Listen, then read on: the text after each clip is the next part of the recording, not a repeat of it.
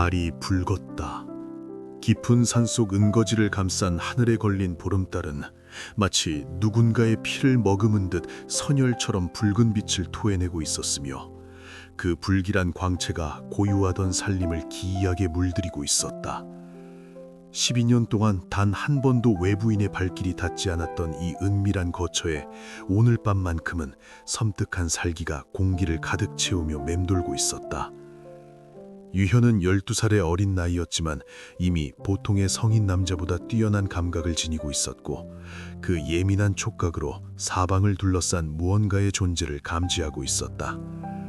스승이 거처하는 초가 주변을 병풍처럼 둘러싼 대나무 숲이 바람도 없이 바스락거리고 있었으며 어둠 속에서 무언가 형체를 알 수 없는 것들이 서서히 움직이는 기척이 느껴졌다. 유현의 손은 자신도 모르게 허리춤에 찬 낡은 철검의 손잡이를 움켜쥐고 있었고 그 장검은 12년 동안 단 한 번도 초가 밖으로 나간 적 없는 스승이 직접 유현에게 쥐어준 유일한 무기였다. 초가 안쪽에서 들려오는 미약한 기침 소리가 유현의 마음을 더욱 조이게 만들었다. 스승은 석 달 전부터 병상에 누워 있었으며 한때 천하를 호령했을 것 같은 그 거대한 기운은 이제 촛불처럼 희미하게 깜빡이고 있었다. 유현은 스승의 병이 단순한 노환이 아니라는 것을 본능적으로 알고 있었으나 스승은 단 한 번도 자신의 과거에 대해 입을 열지 않았고 병의 원인조차 말해주지 않았다. 갑자기 대나무 숲 너머에서 검기가 터져나왔다. 창백한 빛을 띤 검광이 밤하늘을 가르며 수십 개의 대나무를 단번에 베어버렸고 잘린 대나무들이 공중에서 산산조각나며 사방으로 흩어졌다. 유현은 재빠르게 몸을 날려 초가의 문 앞을 가로막았으며 낡은 철검을 뽑아들어 허공을 향해 검끝을 세웠다. 12년 동안 스승에게 배운 검법은 아직 완성되지 않은 미숙한 수준이었지만 유현의 눈빛만큼은 이미 검을 쥔 무인의 그것이었다. 어둠 속에서 7개의 그림자가 나타났다. 검은 야행복의 얼굴을 가린 자들이었으며 각자의 손에는 살기를 품은 병기들이 들려 있었다. 그들의 움직임은 귀신처럼 조용했고 발걸음 하나 없이 지면을 스치듯 미끄러지며 다가왔다. 유현은 그들이 보통 무인이 아니라는 것을 단번에 알아차렸으며 자신이 아무리 스승에게 검법을 배웠다 한들 이들 중 단 한 명도 상대할 수 없으리라는 절망적인 현실을 깨달았다. 그러나 물러설 수 없었다. 스승이 누워있는 초가를 등지고 선 이상 유현은 죽음을 각오하고서라도 이 자리를 지켜야 했으며 그것이 12년 동안 은혜를 베풀어준 스승에게 보답하는 유일한 길이라고 믿었다. 낡은 철검을 쥔 손에 땀이 배어나왔고 심장이 미친 듯이 뛰기 시작했으며 입안이 바짝 말라붙었다. 그럼에도 유현은 검끝을 떨리지 않게 유지했고 스승에게 배운 첫 번째 검초식인 평검세를 취했다. 앞장선 흑예인이 손을 들어 올렸다. 그 순간 나머지 6명이 일제히 움직였으며 각기 다른 방향에서 유현을 향해 병기를 휘둘렀다. 검, 도, 창, 편, 암기들이 동시에 쏟아져 내렸고 그 공격의 궤적들이 유현의 모든 퇴로를 차단하며 죽음의 그물을 쳐왔다. 유현은 스승에게 배운 보법을 펼쳐 간발의 차이로 3개의 공격을 피했으나 4번째 검날이 그의 어깨를 스치며 살점을 도려냈고 5번째 암기가 허벅지에 박혔다. 피가 터져나왔다. 고통이 온몸을 휘감았지만 유현은 비명조차 삼켰으며 오히려 더욱 강하게 철검을 움켜쥐고 반격을 시도했다. 스승에게 배운 2번째 검초식 사선참을 펼쳤고 비록 미숙했지만 그 검로는 분명 하나의 형태를 갖추고 있었다. 철검이 대각선으로 허공을 갈랐으며 가장 가까이 다가온 흑여인의 가슴팍을 향해 돌진했다. 그러나 상대는 움직이지도 않았다. 검끝이 흑여인의 가슴에 닿기 직전 보이지 않는 무언가가 유현의 철검을 튕겨냈으며 강력한 반발력이 유현의 손목을 타고 올라와 전신을 마비시켰다. 유현은 그대로 뒤로 날아가 초가의 벽에 등을 부딪혔고 입에서 선혈이 터져나왔다. 내공의 차이였다. 12년 동안 스승에게 검법을 배웠지만 내공을 쌓는 신법은 아직 전수받지 못한 유현으로서는 이미 인류 경지에 오른 흑여인들을 상대할 방법이 없었다. 절망적인 순간이었다. 흑여인들이 다시 한번 일제히 움직이려는 찰나 초가의 문이 스르르 열렸다. 달빛보다 더 창백한 얼굴을 한 노인이 문지방에 기대선 채 모습을 드러냈으며 그 순간 공기가 얼어붙었다. 흑여인들이 일제히 멈춰섰고 앞장섰던 자가 반보 뒤로 물러섰으며 그들의 손에 들린 병기들이 미세하게 떨리기 시작했다.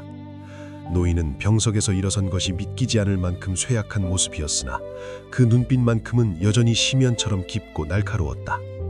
노인이 입을 열었다. 목소리는 바람에 흩어질 듯 희미했지만 그 안에 담긴 위험만큼은 하늘을 짓누를 듯 무겁게 흑여인들을 짓눌렀다. 노인은 흑여인들을 향해 단 한마디를 던졌고 그 말의 내용을 유현은 알아들을 수 없었지만 흑여인들의 반응만으로도 그것이 엄청난 무게를 지닌 말임을 짐작할 수 있었다. 흑여인들은 서로 눈빛을 교환했고 앞장선 자가 무언가 대꾸하려 했으나 노인이 손을 들어 올리는 순간 모두가 입을 다물었다. 노인의 손에서 빛이 뿜어져 나왔다. 그것은 검도 아니고 장도 아니었으며 그 어떤 무기도 사용하지 않은 순수한 내공의 발현이었다. 창백한 기운이 노인의 손끝에서 솟아올라 공중에 하나의 형상을 만들어냈고 그 형상은 마치 살아있는 용처럼 꿈틀거리며 흑인인들을 향해 날아갔다. 흑인인들이 황급히 방어 자세를 취했으나 그 창백한 기운은 모든 방어를 무시하고 7명의 가슴팍을 동시에 관통했다. 피 한 방울 흘리지 않았다. 그러나 흑인인들은 모두 그 자리에서 무릎을 꿇었으며 손에 쥐었던 병기들을 떨어뜨렸고 얼굴을 가린 천을 벗어던졌다. 7개의 얼굴이 드러났으나 유현은 그 누구도 알아볼 수 없었고 다만 그들의 눈빛에 담긴 공포와 경외만을 읽을 수 있었다. 노인은 더 이상 아무 말도 하지 않았으며 다만 손을 내리는 동작 하나로 흑인인들을 물러나게 만들었다. 흑인인들이 사라졌다. 그들은 왔을 때처럼 조용히, 그러나 왔을 때와는 전혀 다른 태도로 어둠 속으로 녹아들었으며 그들의 기척이 완전히 사라질 때까지 단 한 명도 뒤를 돌아보지 않았다. 유현은 바닥에 주저앉은 채 그 광경을 지켜보았고 스승이 펼친 무공의 경지가 자신이 상상했던 것보다 훨씬 높은 곳에 있음을 뼈저리게 깨달았다. 노인이 쓰러졌다. 12년 동안 단 한 번도 무공을 펼친 적 없던 노인은 마지막 남은 생명력을 모두 쏟아부어 7명의 자객을 물리친 대가로 그 자리에서 고꾸라졌다. 유현은 비명을 지르며 노인에게 달려갔고 쇠약한 몸을 부축하여 초가 안으로 옮겼으며 떨리는 손으로 노인의 맥을 짚어보았다.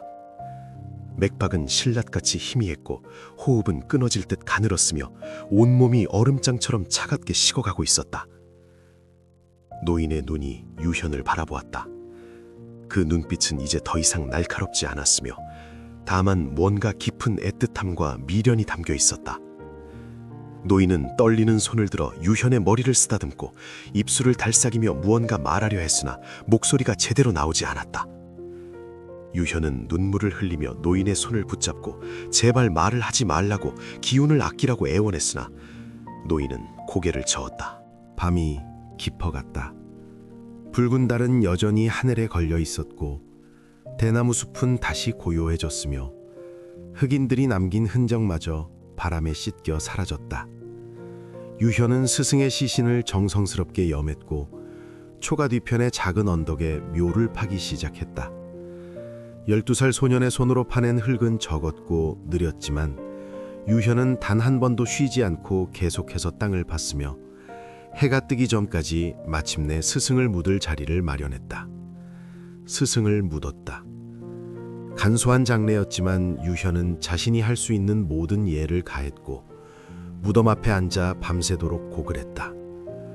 아무도 없는 깊은 산 속에서 혼자 울부짖는 소년의 목소리는 산새들마저 울게 만들었으며 그 슬픔은 산과 계곡을 타고 멀리 멀리 퍼져나갔다. 유현은 스승에게 받은 은혜를 떠올렸고 12년 동안의 가르침을 되새겼으며 이제 자신이 혼자가 되었다는 현실을 받아들여야 했다. 동이 트기 시작했다. 붉었던 달은 사라지고 새하얀 아침 해가 산 너머로 떠올랐으며 은거지를 감싸던 불길한 기운도 함께 거쳐갔다. 유현은 눈물로 범벅이 된 얼굴을 씻었고 초가로 돌아가 스승이 남긴 백무록과 철검을 챙겼으며 12년 동안 살았던 이곳을 떠날 준비를 했다. 스승의 유언대로 백무록에 적힌 99명의 고수들을 찾아 비물을 청해야 했고 그 여정의 끝에서 무도의 진정한 의미를 깨달아야 했다. 유현은 초가문을 나섰다. 허리춤에 낡은 철검을 찾고 품 안에는 백무록을 넣었으며 등에는 간단한 짐을 짊어졌다. 뒤돌아보니 12년 동안 자신을 키워준 초가가 쓸쓸하게 서 있었고 그 옆 언덕의 작은 무덤이 아침 햇살을 받아 빛나고 있었다. 유현은 무덤을 향해 깊게 절을 올렸고 반드시 스승의 뜻을 이루겠다고 다시 한번 맹세했다. 하산길이 시작되었다. 12살 소년이 낡은 철검 하나를 들고 세상을 향해 걸음을 내디뎠으며 그 걸음 하나하나가 앞으로 펼쳐질 100번의 비물을 향한 여정의 시작이었고 강호의 백전유생이라는 이름이 울려 퍼지게 될 운명의 첫걸음이었다. 그러나 유현은 알지 못했다. 스승이 남긴 백무록이 단순한 고수명단이 아니라는 것을, 그 안에 강호의 가장 깊은 비밀이 숨겨져 있다는 것을, 그리고 100번째 빈칸에 들어갈 이름이 강호 전체를 뒤흔들 폭풍의 중심이 될 것이라는 것을. 붉은 달의 밤은 끝났다. 산길은 험했다. 12년 동안 단 한 번도 벗어나지 않았던 은거지를 떠난 유현은 스승이 살아생전 단 한 번도 허락하지 않았던 외부 세계로 향하는 좁은 오솔길을 따라 내려가고 있었다. 길은 가파르고 험준했으며 이끼가 낀 바위들과 뒤엉킨 나무 뿌리들이 발걸음을 방해했다. 유현은 조심스럽게 발을 디디며 천천히 내려갔고 때때로 미끄러지거나 넘어질 뻔했지만 스승에게 배운 경공의 기초로 균형을 잡아냈다. 해는 이미 중천에 떠올라 있었다. 따가운 햇살이 나뭇잎 사이로 쏟아져 내렸고 산새들의 지저김이 귓가를 맴돌았으며 계곡 아래에서는 물소리가 청량하게 울려 퍼졌다. 유현은 숨을 고르며 잠시 멈춰섰고 품속에서 백무록을 꺼내 다시 한번 펼쳐보았다. 낡은 종이에 적힌 99개의 이름들이 햇빛 아래서 선명하게 드러났으며 각 이름마다 적힌 벼로들이 무시무시한 위압감을 풍겼다. 첫 번째 이름은 화산검마 진무혁이었다. 벼로만으로도 그가 범상치 않은 인물임을 알 수 있었으며 옆에 적힌 설명에는 화산파의 은퇴한 장로이자 30년 전 강호를 떠들썩하게 만들었던 검객이라 적혀 있었다. 유현은 손가락으로 그 이름을 쓰다듬으며 생각에 잠겼다. 화산은 중원에서도 손꼽히는 명문 검파였고 그곳의 장로라면 분명 자신 따위는 상대도 되지 않을 고수일 것이었다. 두려움이 밀려왔다. 12살의 나이로 아직 내공도 제대로 쌓지 못한 상태에서 강호의 절정 고수들과 겨룬다는 것은 스스로 죽음을 찾아가는 것과 다름없었다. 유현은 어젯밤 흑이인들과의 교전을 떠올렸고 자신의 검이 얼마나 무력했는지를 뼈저리게 기억하고 있었다. 스승이 남긴 검법의 기초는 분명 정교하고 뛰어났지만 그것만으로는 백무록에 적힌 고수들을 상대할 수 없었다. 그러나 물러설 수 없었다. 스승의 마지막 유언이었고 12년 동안 받은 은혜를 갚는 길이었으며 무엇보다 유현 자신도 무도의 끝이 어디인지 궁금했다. 스승은 생전에 검법의 형태만 가르쳤을 뿐 그 깊이에 대해서는 단 한 번도 설명하지 않았고 유현은 늘 의문을 품어왔다. 검이란 무엇인가? 무도란 무엇인가? 그리고 강함이란 무엇인가? 백무록에 적힌 99명의 고수들과의 비무가 그 답을 찾는 여정이 될 것이라 믿었다. 유현은 백무록을 다시 품속에 넣었다. 그리고 허리춤에 낡은 철검을 만졌다. 검은 아무런 장식도 없이 평범했고 검신에는 세월의 흔적이 가득했으며 손잡이는 오랜 사용으로 닳아 있었다. 그러나 이 검은 스승이 직접 유현에게 쥐어준 유일한 무기였고 12년 동안 단 한 번도 다른 검을 사용하지 않았던 유현에게는 몸의 일부나 다름없었다. 유현은 검을 반쯤 뽑아 검신을 살펴보았고 햇빛에 반사된 은빛 광채가 여전히 날카롭게 빛나는 것을 확인했다. 다시 걸음을 재촉했다. 산길은 점점 완만해졌고 나무들 사이로 멀리 평야가 보이기 시작했다. 유현은 태어나서 처음으로 넓은 세상을 보게 되었고 그 광활함에 숨이 멎을 듯했다. 끝없이 펼쳐진 들판과 구불구불 이어지는 강줄기, 그리고 아득히 먼 곳에 자리한 마을의 연기들이 평화롭게 피어오르고 있었다. 유현은 그 풍경을 한참 동안 바라보았고 자신이 그동안 얼마나 좁은 세계에 갇혀 있었는지 깨달았다. 갑자기 뒤편에서 기척이 느껴졌다. 유현은 재빠르게 몸을 돌렸고 철검을 뽑아들어 경계 자세를 취했다. 그러나 나타난 것은 사람이 아니라 한 마리의 커다란 검은 새였다. 까마귀보다 2배는 큰 그 새는 나뭇가지에 앉아 유현을 내려다보고 있었으며 그 눈빛은 묘하게도 지성을 담고 있는 듯했다. 유현은 검을 거두지 않고 그 새를 주시했으며 본능적으로 이것이 보통 새가 아니라는 것을 느꼈다. 검은 새가 날개를 펼쳤다. 그리고 유현을 향해 한 바퀴 선회하더니 산 아래 방향을 가리키듯 날아갔다. 유현은 그 뒤를 쫓듯 걸음을 옮겼고 새는 멀리 날아가지 않고 계속해서 유현이 따라올 수 있는 거리를 유지하며 방향을 인도했다. 이상한 일이었다. 새가 사람을 인도한다는 것 자체가 기이했고 더욱이 그 새의 움직임에는 분명한 의도가 담겨 있었다. 한 시즌쯤 새를 따라갔을까? 유현은 작은 계곡 앞에 다다랐고 그곳에서 검은 새가 사라지는 것을 보았다. 계곡은 깊고 어두웠으며 물소리만이 우렁차게 울려 퍼지고 있었다. 유현은 잠시 망설였으나 곧 계곡 안으로 들어섰고 조심스럽게 바위를 타고 내려가기 시작했다. 계곡의 공기는 차갑고 습했으며 이끼 낀 바위들이 미끄러워 발을 헛디딜 뻔했다. 계곡 깊숙한 곳에 동굴이 있었다. 입구는 좁았지만 안쪽은 제법 넓어 보였고 동굴 안에서 희미한 빛이 새어나오고 있었다. 유현은 철검을 뽑아들고 천천히 동굴 안으로 들어섰으며 발걸음 하나하나에 신경을 곤두세웠다.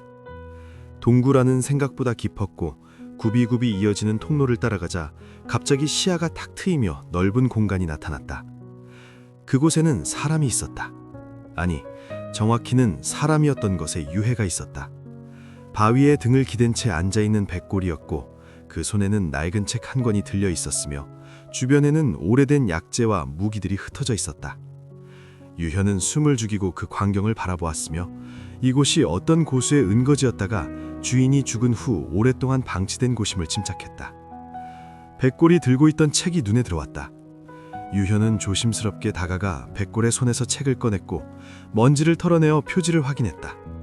청명신법이라는 4글자가 적혀 있었고 그 아래에는 작은 글씨로 내공수련의 기초를 다루는 신법서임을 설명하는 문구가 있었다. 유현의 심장이 뛰기 시작했다. 스승은 검법만 가르쳤을 뿐 내공신법은 전수하지 않았고 유현은 늘 그것이 아쉬웠다. 책을 펼쳤다. 첫 장에는 신법의 구결과 운기 방법이 상세히 적혀 있었고 그림과 함께 경맥의 흐름을 설명하는 도해가 그려져 있었다. 유현은 한 장 한 장 넘기며 내용을 읽었고 비록 어려운 용어들이 많았지만 스승에게 배운 기초 지식으로 대략적인 의미를 파악할 수 있었다. 이 신법은 자연의 기운을 받아들여 내공을 쌓는 방식이었고 특별히 파교적이거나 강력하지는 않지만 기초를 탄탄하게 다지는 데 탁월한 신법이었다. 유현은 결심했다. 이곳에서 당분간 머물며 청명신법을 익히기로 했다. 백무록의 고수들과 겨루기 위해서는 검법만으로는 부족했고 반드시 내공이 필요했다. 유현은 동굴 안을 살펴보았고 한쪽 구석에 마른 장작과 오래된 이불이 있는 것을 발견했다. 누군가 이곳에서 오랫동안 수련했던 흔적이었고 그 주인이 바로 저 백골일 것이라 짐작했다. 유현은 백골 앞에 무릎을 꿇었다. 그리고 깊게 절을 올렸다. 비록 만난 적 없는 사람이지만 그가 남긴 신법서를 얻게 된 것에 감사했고 그의 명복을 빌었다. 유현은 백골을 정성스럽게 동굴 밖으로 옮겨 땅에 묻어주었으며 간단한 무덤을 만들어 표시했다. 스승의 무덤을 만들 때와 마찬가지로 정성을 다했고 무덤 앞에서 다시 한번 절을 올렸다. 그날부터 유현은 동굴에 머물렀다. 낮에는 청명신법의 구결을 외우고 이해하는 데 집중했으며 밤에는 실제로 운기하며 내공을 쌓는 수련에 들어갔다. 처음에는 경맥의 흐름을 제대로 느낄 수 없었고 기운을 모으는 것조차 어려웠다. 그러나 유현은 포기하지 않았으며 스승이 가르쳐준 집중법을 활용하여 조금씩 감각을 익혀나갔다. 열흘이 지났다. 유현은 처음으로 단전에 기운이 모이는 것을 느꼈고 그 기운이 경맥을 타고 천천히 순환하기 시작하는 것을 체감했다. 미약했지만 분명한 내공이었고 이것이 강호의 무인들이 말하는 내공의 시작임을 알았다. 유현은 기뻐하며 더욱 열심히 수련에 매진했고 하루하루가 지날수록 내공이 조금씩 늘어나는 것을 느낄 수 있었다. 한 달이 지나갈 무렵이었다. 유현의 내공은 이미 초보무인의 수준을 넘어섰고 청명신법의 첫 번째 단계를 완성했다. 몸이 가벼워졌으며 감각이 예민해졌고 무엇보다 검을 휘두를 때 예전과는 다른 힘이 실리는 것을 느낄 수 있었다. 유현은 동굴 밖으로 나가 스승에게 배운 검법을 다시 한번 펼쳐보았고 내공이 실린 검초식들이 공기를 가르며 희미한 검풍을 일으키는 것을 확인했다. 이제 떠날 때였다. 유현은 동굴 안의 물건들을 정리했고 청명신법서를 품속에 넣었으며 백골의 주인에게 마지막 절을 올렸다. 그리고 계곡을 빠져나와 다시 산을 내려가기 시작했다. 한 달 동안의 수련으로 유현의 걸음걸이는 한결 가벼워졌고 예전보다 훨씬 빠른 속도로 산길을 내려갈 수 있었다. 해질 무렵 유현은 마침내 산기슭에 도착했다. 눈앞에는 작은 마을이 펼쳐져 있었고 연기가 피어오르는 집들과 왁자지껄한 사람들의 소리가 들려왔다. 유현은 생애 처음으로 사람들이 사는 마을을 보게 되었고 그 낯선 광경에 잠시 멈춰섰다. 12년 동안 스승과 단둘이 살았던 유현에게 수십 명의 사람들이 모여 사는 마을은 거대한 도시처럼 느껴졌다. 유현은 천천히 마을로 들어섰다. 사람들이 유현을 바라보았고 낯선 소년의 등장에 호기심 어린 눈빛을 보냈다. 유현은 어색하게 고개를 숙이며 마을을 지나갔고 중심부에 있는 주막을 발견했다.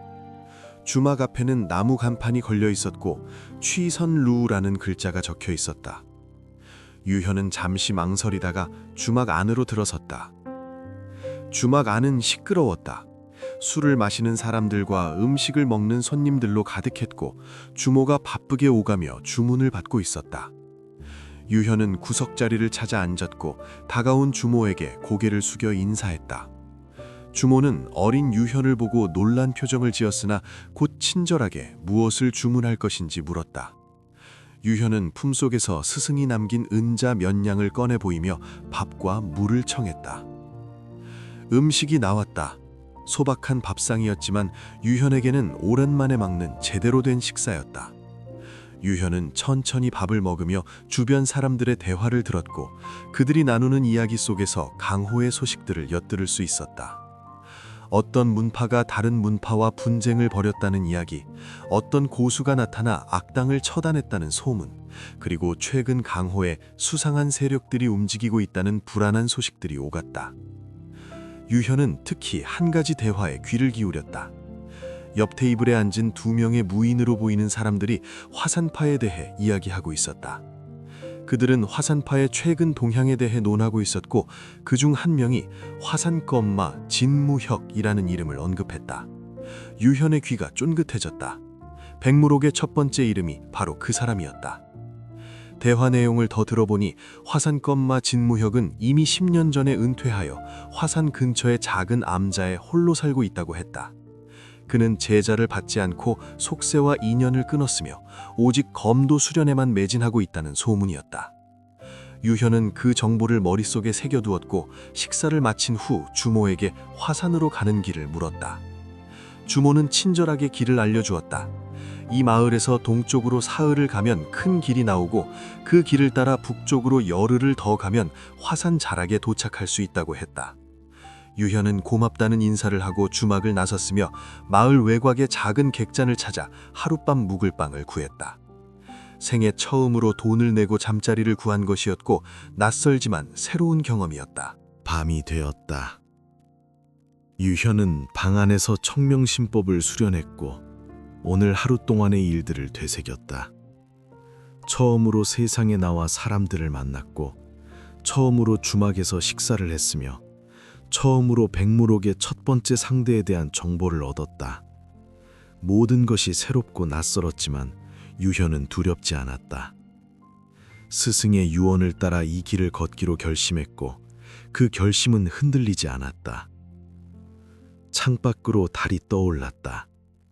이번에는 붉지 않은 평범한 보름달이었고 그 온화한 빛이 방 안을 비추며 유현의 얼굴을 부드럽게 감쌌다. 유현은 허리춤에 철검을 쓰다듬으며 생각했다. 화산까지는 아직 멀었고 그곳에 도착한다 해도 화산검마 진무혁과의 비무가 어떤 결과를 낳을지 알 수 없었다. 하지만 이것이 시작이었다. 100번의 비무를 향한 긴 여정의 첫 발걸음이었다. 유현은 눈을 감았다. 그리고 내일을 위해 잠을 청했다. 꿈속에서 스승의 얼굴이 어렴풋이 떠올랐고 그 얼굴은 미소를 짓고 있었다. 유현은 그 미소를 보며 평화롭게 잠들었으며 다음 날 아침 해가 뜨면 다시 화산을 향해 걸음을 옮기리라 다짐했다. 밤은 깊어갔다. 마을은 고요해졌고 유현의 방에서만 미약한 내공의 기운이 흐르고 있었다. 12살 소녀는 아직 강호가 얼마나 넓고 험난한 곳인지 몰랐지만 그 모든 것을 마주할 준비를 하고 있었다. 백무록에 적힌 99명의 이름들이 그를 기다리고 있었고 100번째 빈칸에 들어갈 운명적인 이름 또한 언젠가는 채워질 것이었다. 그러나 유현은 알지 못했다. 자신이 걷는 이 길이 단순한 비무의 여정이 아니라 강호 전체를 뒤흔들 폭풍의 시작이 될 것이라는 것을, 백무록에 숨겨진 비밀이 수많은 세력들의 탐욕을 자극할 것이라는 것을, 그리고 자신이 언젠가 백전유생이라는 이름으로 강호의 전설이 될 것이라는 것을. 새벽이 밝아오고 있었다. 사흘째 되는 날 아침, 유현은 큰 길에 도착했다. 주모가 알려준 대로 동쪽으로 걸어온 끝에 마침내 중원을 가로지르는 주요 도로에 다다랐고 그곳에는 상인들의 마차와 여행객들이 끊임없이 오가고 있었다. 유현은 처음 보는 광경에 잠시 넋을 잃고 바라보았으며 이토록 많은 사람들이 동시에 움직이는 모습을 본 적이 없었기에 압도당하는 기분이었다. 큰 길 양쪽으로는 크고 작은 객장과 주막들이 질비했고 노점상들이 각종 물건을 팔며 호객 행위를 하고 있었다. 유현은 길을 따라 북쪽으로 걷기 시작했다. 허리춤에 철검과 등에 짐이 여행자임을 표시하고 있었고 몇몇 상인들이 유현을 보고 동행을 제안했으나 유현은 정중히 거절했다.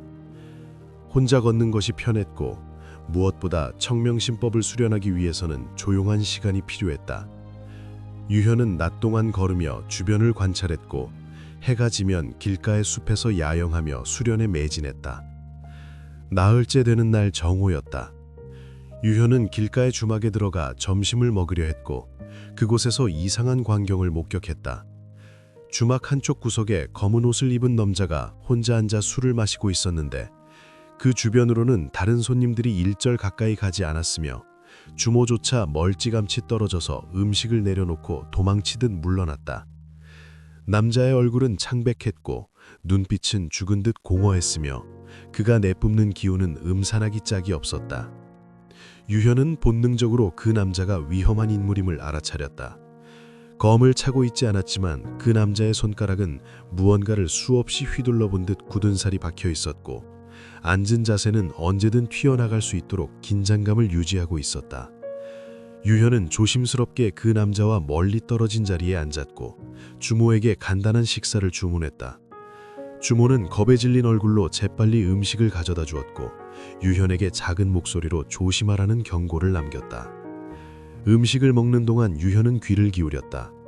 주막 안에 다른 손님들이 속삭이는 대화가 들려왔고 그들은 모두 저 검은 옷의 남자에 대해 이야기하고 있었다. 누군가는 저 남자가 혈사문의 살수라고 했고 다른 이는 천무련의 밀정이라 했으며 또 다른 이는 단순히 미친 떠돌이 무인일 뿐이라 했다. 어느 말이 진실인지 알 수 없었지만 분명한 것은 저 남자가 강화에서도 손꼽히는 위험인물이라는 점이었다. 갑자기 주막문이 거칠게 열렸다. 4명의 무인이 들어왔고 그들의 복장으로 보아 어떤 문파에 소속된 제자들로 보였다.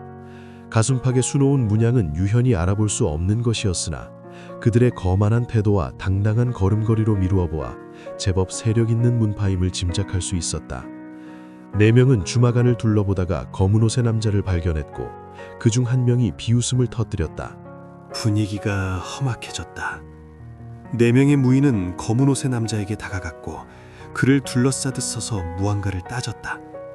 그들의 목소리는 거칠었고 적대적이었으며 검은 옷의 남자를 비난하는 내용이었다. 유현은 대화의 내용을 정확히 듣지 못했으나 대략적으로 검은 옷의 남자가 그들의 사형을 죽였다는 내용인 듯했다. 복수를 하러 온 것이었다. 검은 옷의 남자는 반응하지 않았다. 그는 여전히 술잔을 들고 마시고 있었으며 4명의 무인이 아무리 소리를 질러도 눈빛 하나 변하지 않았다. 그 무관심이 오히려 4명을 더욱 격분시켰고 마침내 그들 중 가장 앞에 선 자가 검을 뽑아들었다. 주막 안에 다른 손님들이 황급히 밖으로 빠져나갔고 주모는 비명을 지르며 안쪽으로 숨어들었다. 검이 휘둘러졌다. 앞장선 무인이 검은 옷의 남자를 향해 검을 내리찍었고 그 검로는 분명 수련된 무인의 것이었다. 검날이 남자의 정수리를 향해 떨어지는 순간 검은 옷의 남자가 처음으로 움직였다. 그의 손이 번개처럼 뻗어나가 공격자의 손목을 잡았고 가볍게 비틀었다.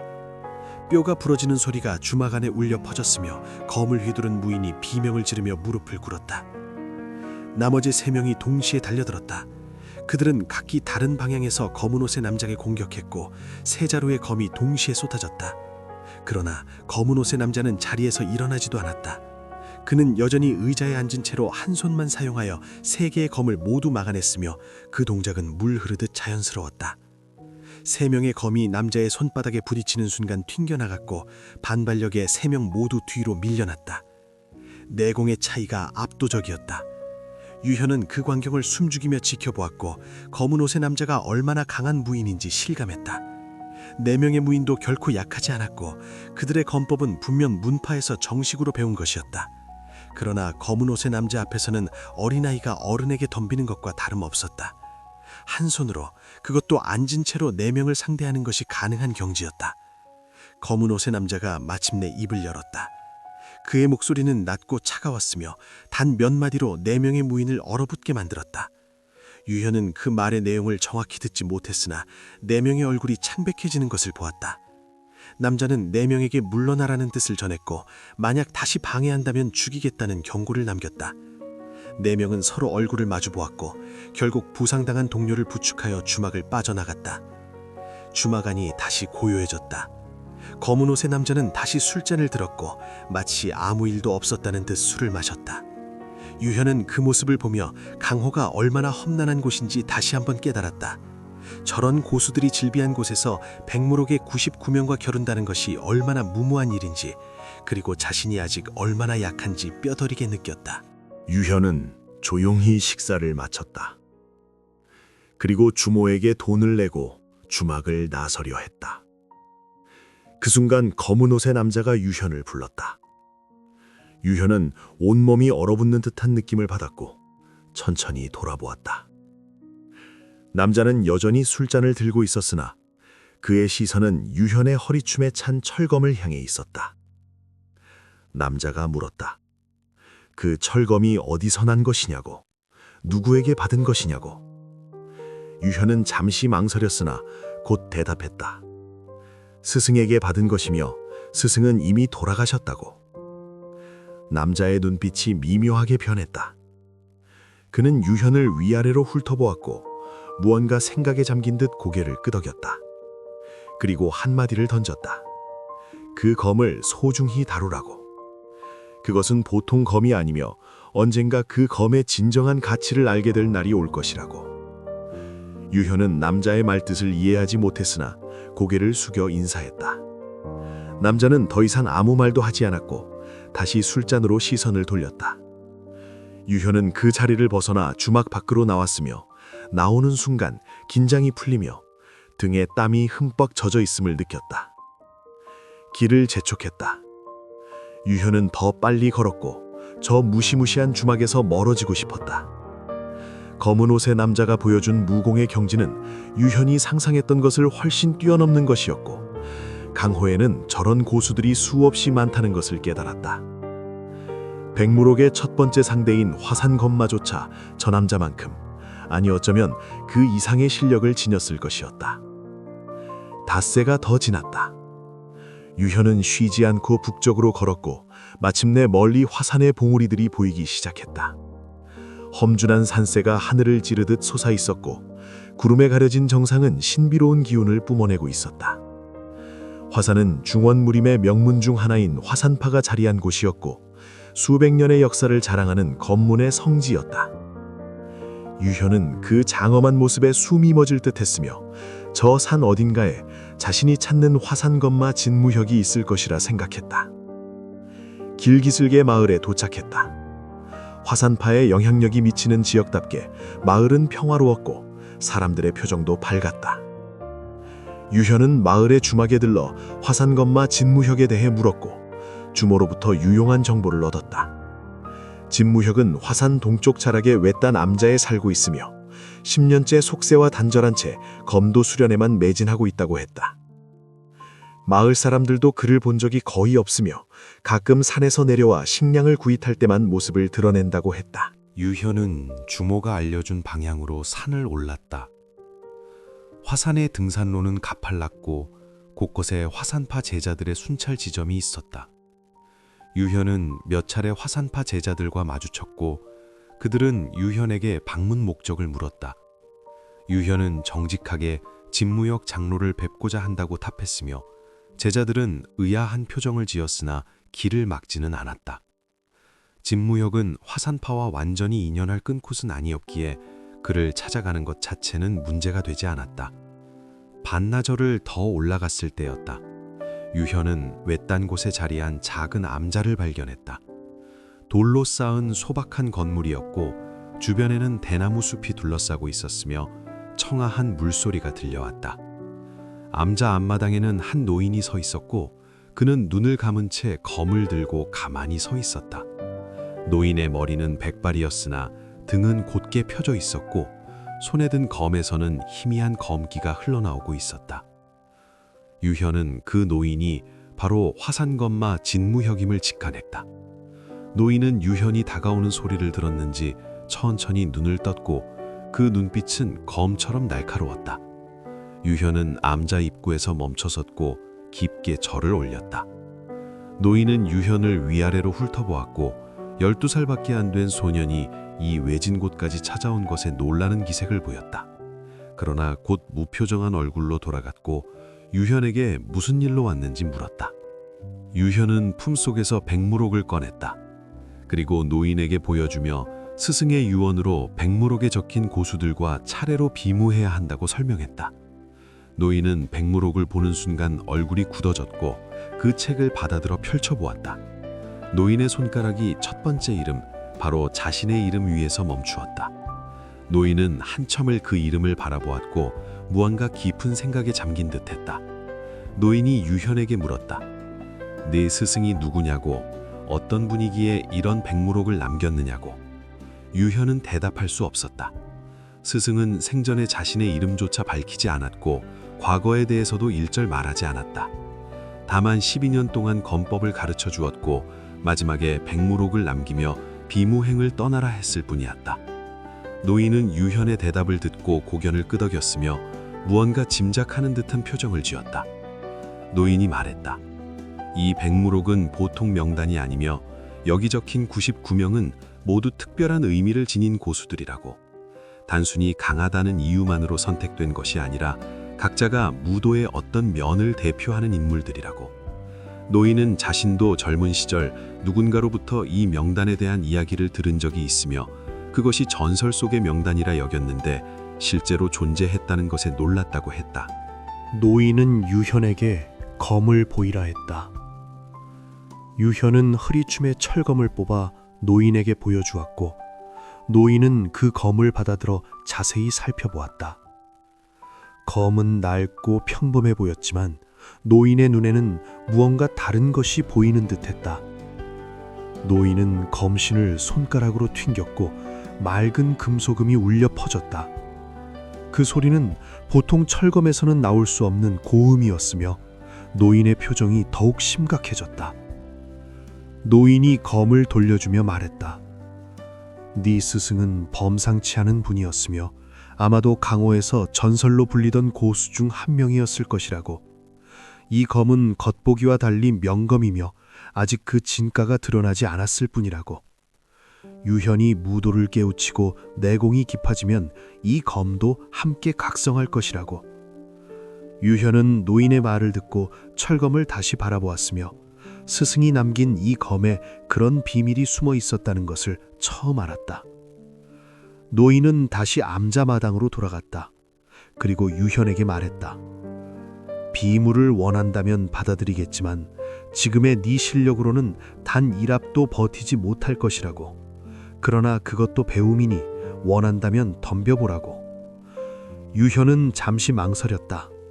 노인의 말이 옳았다.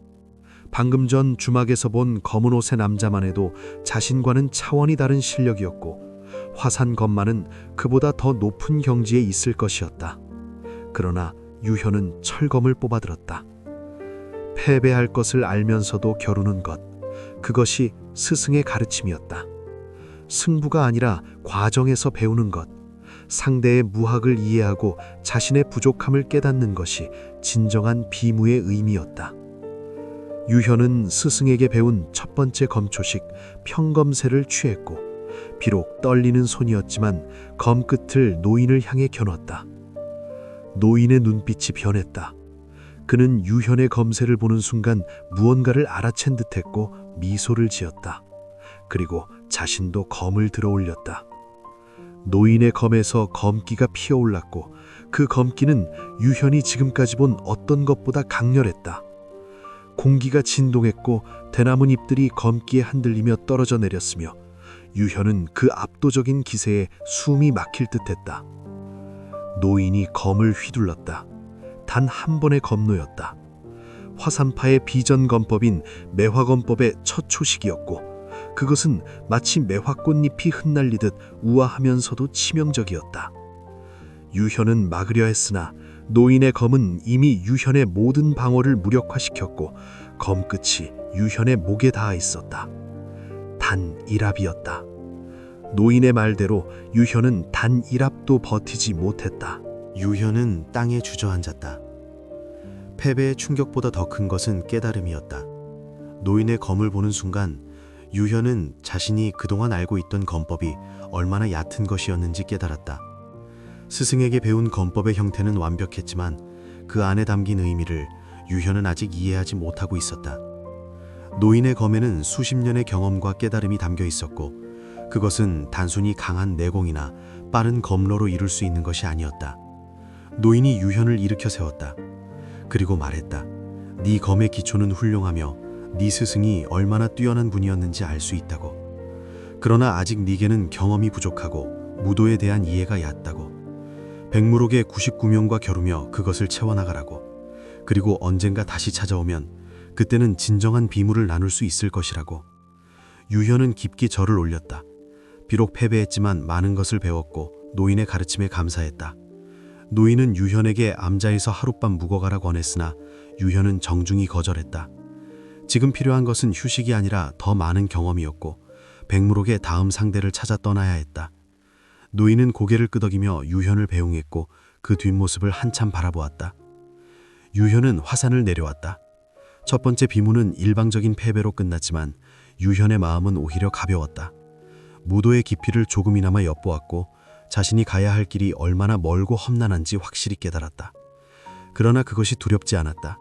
오히려 가슴이 뛰었고 다음 상대가 누구일지 궁금했으며 언젠가 모든 비무를 마치고 무도의 끝에 도달했을 때 자신이 어떤 경지에 올라 있을지 기대되었다. 산 아래 마을에 도착했을 때는 이미 해가 지고 있었다.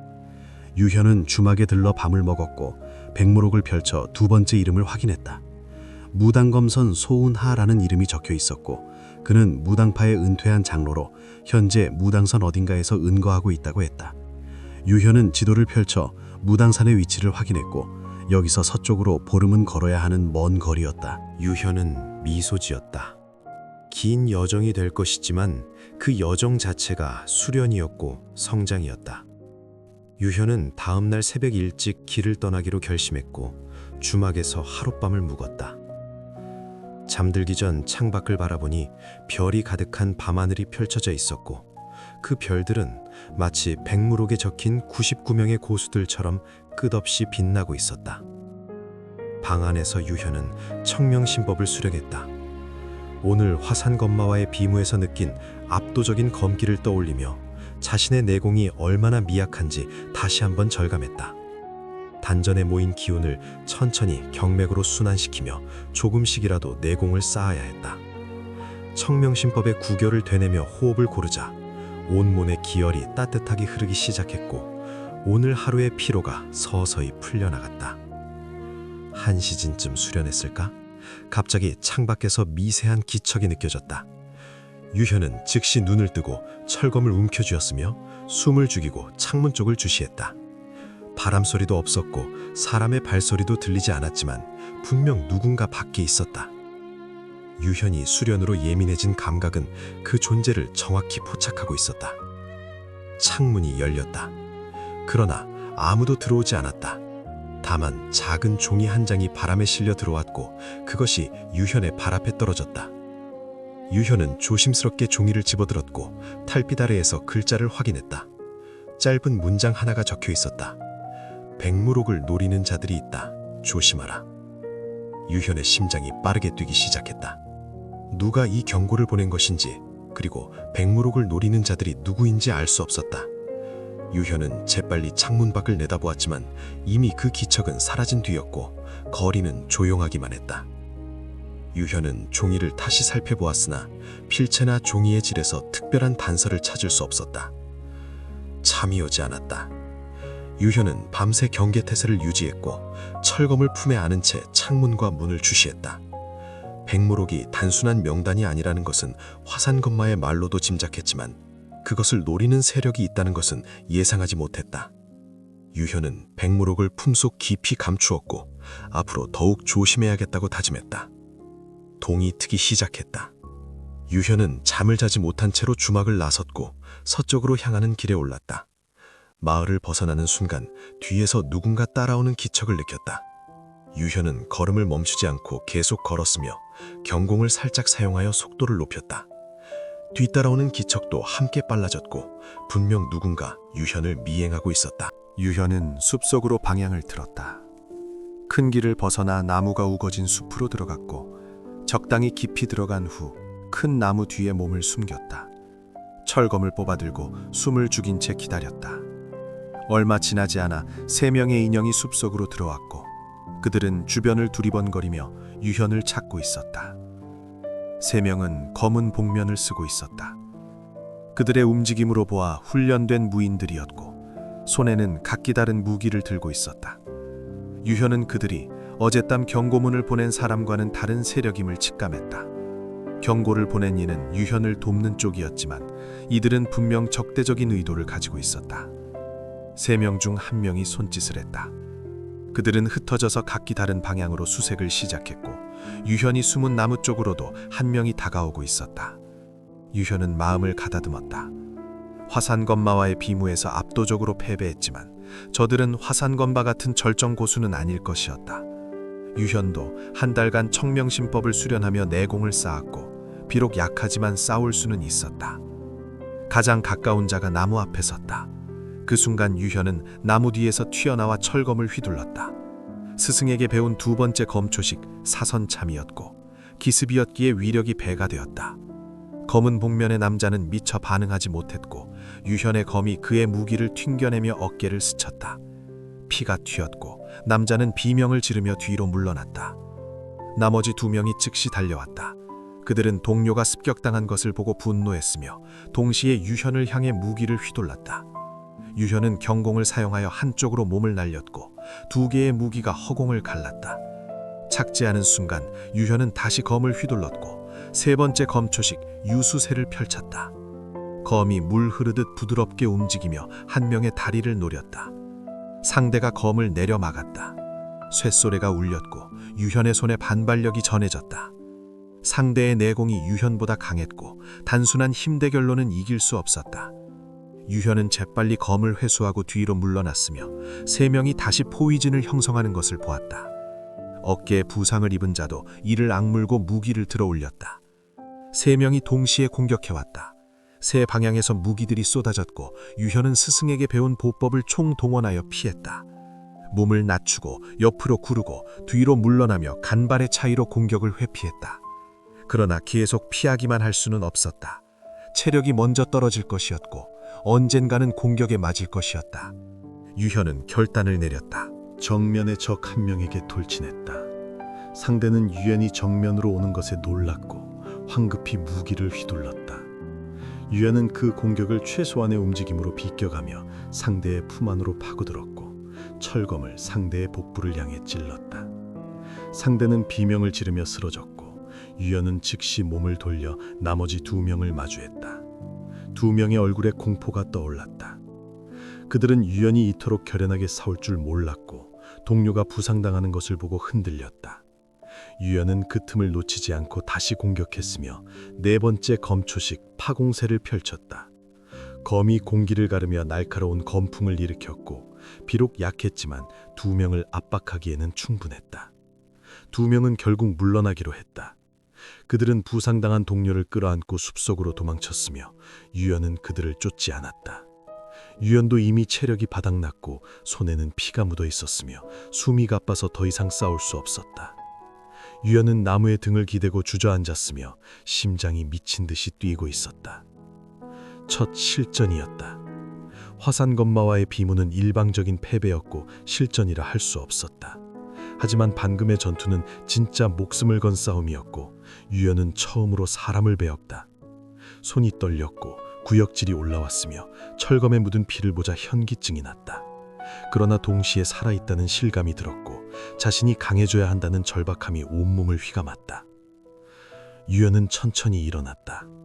철검을 닦아 칼집에 넣었고 숲을 빠져나와 다시 길로 돌아왔다. 방금의 습격이 끝이 아닐 것이었다. 경고문에서 말한 대로 백무록을 노리는 자들이 있고 그들은 계속해서 유연을 추적할 것이었다. 유연은 더욱 조심해야 했고 더욱 강해져야 했다. 해는 중천에 떠올라 있었다. 유연은 서쪽을 향해 걸음을 재촉했고 무당산을 향한 긴 여정을 계속했다.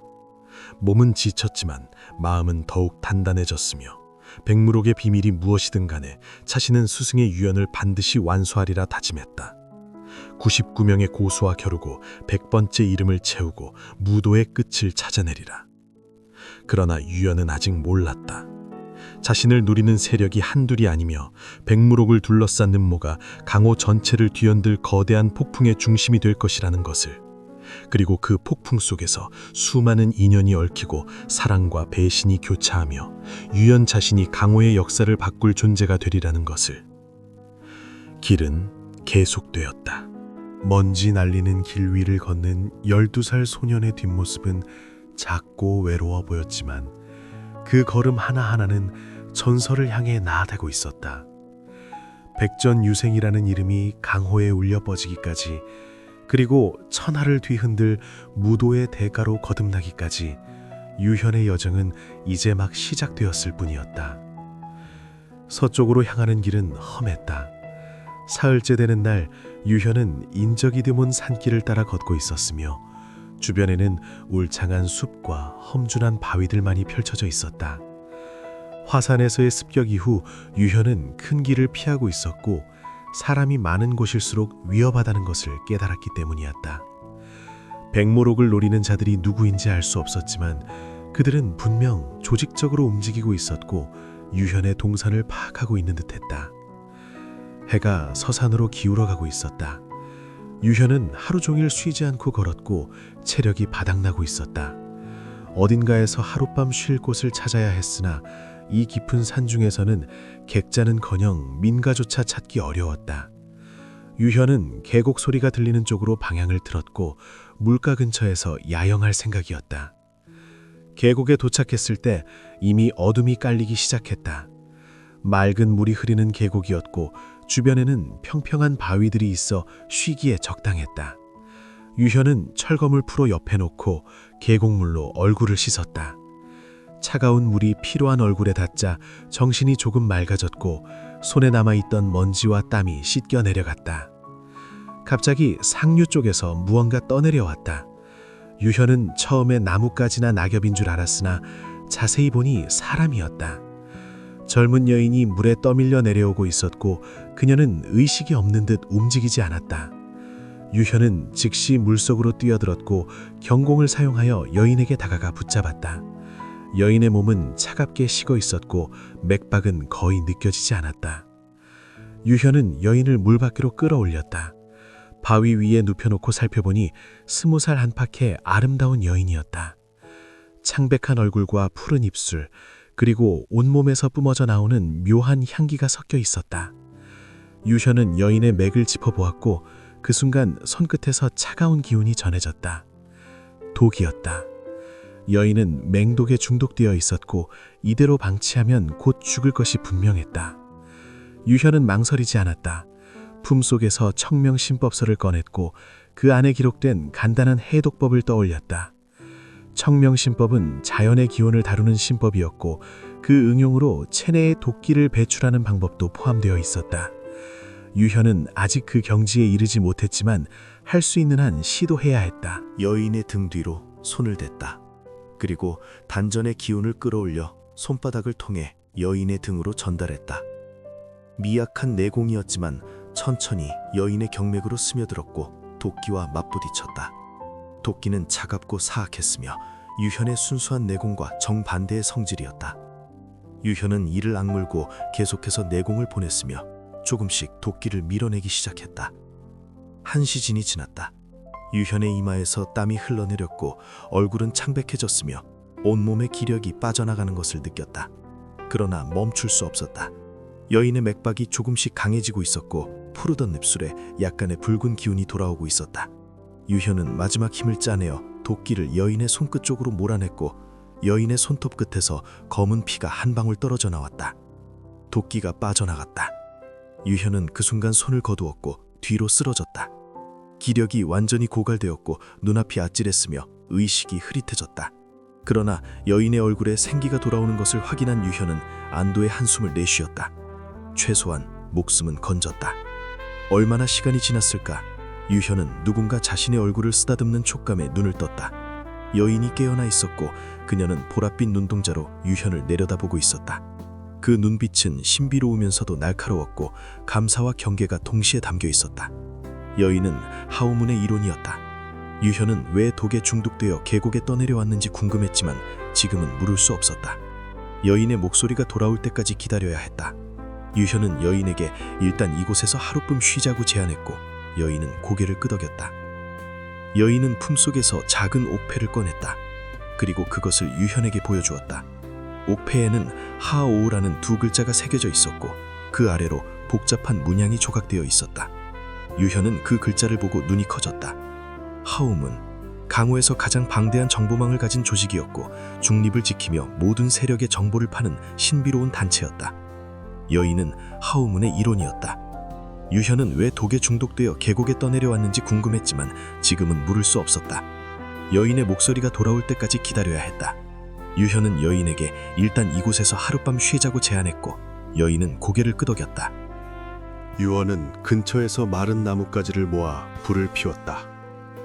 다행히 부싯돌을 가지고 있었고 얼마 지나지 않아 따뜻한 불길이 타오르기 시작했다. 여인은 불가에 앉아 몸을 녹였고 젖은 옷에서 김이 피어올랐다. 유헌도 불가에 앉았으며 품속에서 마른 식량을 꺼내 여인과 나눠 먹었다. 밤이 깊어갔다. 두 사람은 말없이 불을 바라보았고 가끔씩 나무가 타는 소리만이 정적을 깼다. 유헌은 여인을 힐끗힐끗 바라보았고 그녀의 아름다움에 얼굴이 붉어졌다. 12살 소년에게 이런 미모의 여인과 단둘이 밤을 보내는 것은 낯설고 어색한 경험이었다. 여인이 손가락으로 무언가를 그렸다. 땅바닥에 글자를 쓰고 있었고 유헌은 불빛에 비춰 그것을 읽었다. 이름은? 유헌은 자신의 이름을 말했고 여인은 고개를 끄덕이며 다시 글자를 썼다. 연화. 그것이 그녀의 이름이었다. 연화는 또 다른 글자를 썼다. 감사하다. 생명의 은인이다. 유헌은 손을 저으며 당연한 일을 했을 뿐이라고 답했다. 연화는 미소를 지었고 그 미소는 달빛처럼 은은하고 아름다웠다. 유헌의 심장이 빠르게 뛰었고 이상한 감정이 가슴을 채우기 시작했다. 연화가 다시 글자를 썼다. 너는 무인인가? 유헌은 고개를 끄덕이며 자신의 여정에 대해 간략히 설명했다. 스승의 유언으로 백무록에 적힌 고수들과 비무를 다니고 있다고. 지금은 무당산을 향해 가는 중이라고. 연화의 눈빛이 변했다. 그녀는 백무록이라는 단어에 반응했고 무언가 아는 듯한 표정을 지었다. 연화가 글자를 썼다. 백무록은 위험하다. 많은 세력이 노린다. 유헌은 화산에서의 습격과 경고문에 대해 이야기했고 연화는 심각한 표정으로 고개를 끄덕였다. 그녀는 땅에 여러 글자를 썼고 유헌은 그것을 주의 깊게 읽었다. 천무련, 혈사문, 그 외 여러 세력 모두 백무록을 원한다. 그 안에 비밀이 있다. 유헌의 가슴이 철렁했다. 천무련이라는 이름은 처음 들었지만 혈사문은 들어본 적이 있었다. 사파 중에서도 가장 잔혹하고 사악한 문파였고 독과 암살에 능한 집단이었다. 그런 세력들이 백무록을 노린다는 것은 유헌의 여정이 단순한 비무행이 아니라 생사를 건 싸움이 될 것임을 의미했다. 연화가 유헌의 손을 잡았다. 차갑고 부드러운 손이었고 유헌은 놀라 그녀를 바라보았다. 연화는 진지한 표정으로 유헌을 응시했고 입술을 움직여 소리 없이 말했다. 유헌은 그 입모양을 읽을 수 있었다. 함께 가겠다. 유헌은 놀랐다. 방금 만난 사람인데 함께 가겠다니. 그것도 위험한 여정에. 유헌은 거절하려 했으나 연화는 고개를 저으며 다시 글자를 썼다. 하오문의 정보가 필요할 것이다. 나는 정보를 주고 너는 나를 지킨다. 서로에게 도움이 된다. 유현은 잠시 생각했다. 연화의 말이 일리가 있었다. 백무록을 노리는 세력들의 정체와 움직임을 알 수 있다면 큰 도움이 될 것이었고, 연하는 하오문의 일원으로서 그런 정보를 제공할 수 있었다. 그리고 연하를 지키는 것은 방금 그녀를 구한 유현으로서는 당연한 책임이기도 했다. 유현은 고개를 끄덕였다. 연하는 미소를 지었고 유현의 손을 꽉 쥐었다. 그 순간 유현은 이 만남이 운명적인 것임을 느꼈다. 계곡에 떠내려온 여인을 구한 것이 우연이 아니라 어쩌면 하늘이 정해준 인연이 아닐까 하는 생각이 들었다. 밤이 더욱 깊어졌다. 연하는 피곤한 듯 눈을 감았고 불가에서 잠이 들었다. 유현은 그녀가 편히 쉴 수 있도록 자신의 겉옷을 벗어 덮어주었고 혹시 모를 위험에 대비하여 철검을 무릎에 놨고 경계를 유지했다.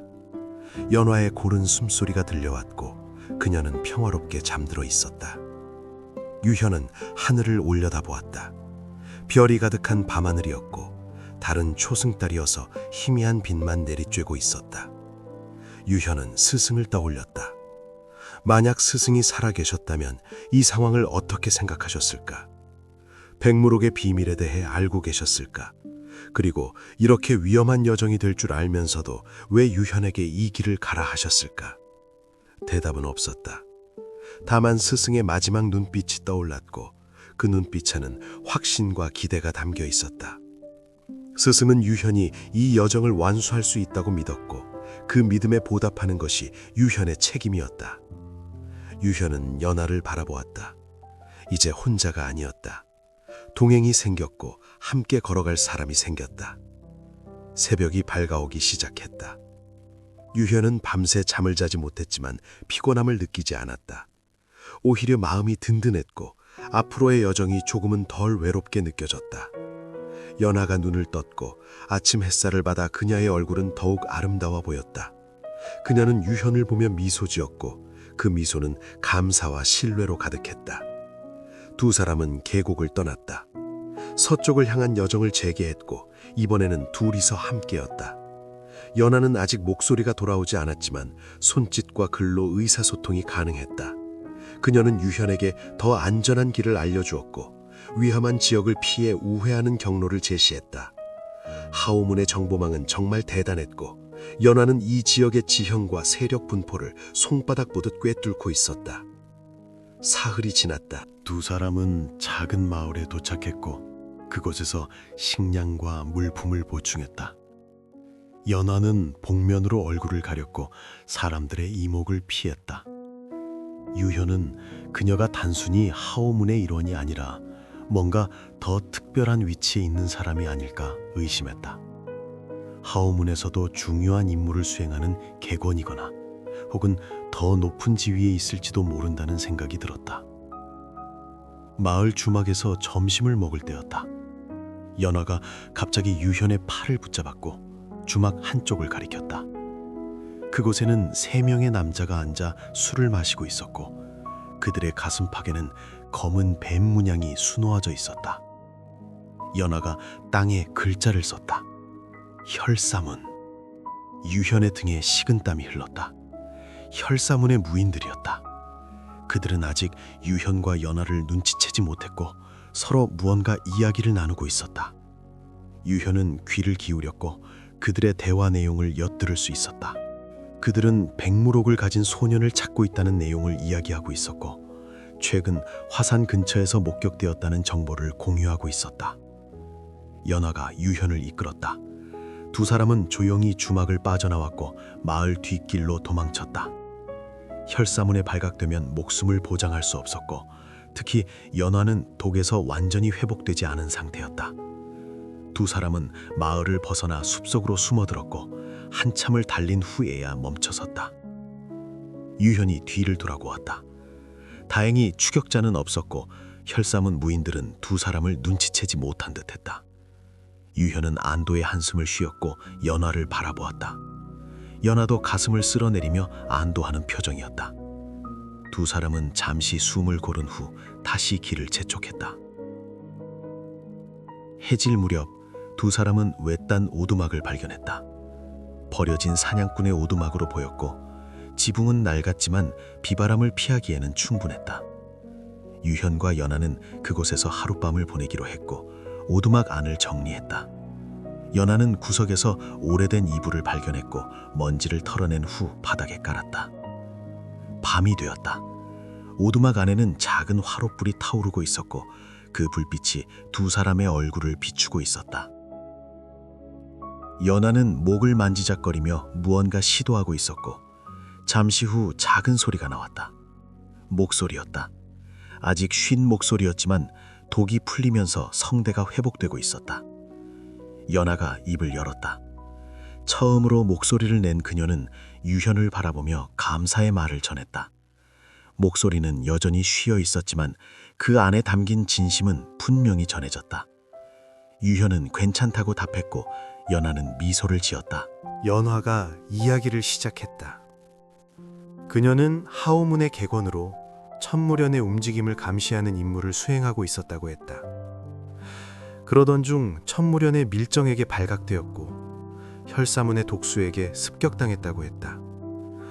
간신히 도망쳤지만 맹독에 중독되었고 의식을 잃고 계곡에 떨어졌다고 했다. 만약 유현이 구해주지 않았다면 죽었을 것이라고. 유현은 연하의 이야기를 들으며 천무련에 대해 물었다. 연하는 천무련이 최근 강호에서 급부상하고 있는 신흥 세력이라고 설명했다. 조천무라는 인물이 이끄는 집단으로 무력으로 중소문파들을 병합하며 세력을 확장하고 있다고 했다. 그들의 최종 목표는 무림맹을 장악하고 강호 전체를 통일하는 것이며 백무록은 그 목적을 이루기 위한 중요한 열쇠라고 했다. 유현은 이해할 수 없었다. 백무록이 단순한 고수명단인데 왜 그토록 많은 세력이 노리는지. 연하는 설명했다. 백무록에 적힌 99명의 고수들은 각자 특별한 무학이나 비급 혹은 보물을 가지고 있다는 전설이 있다고.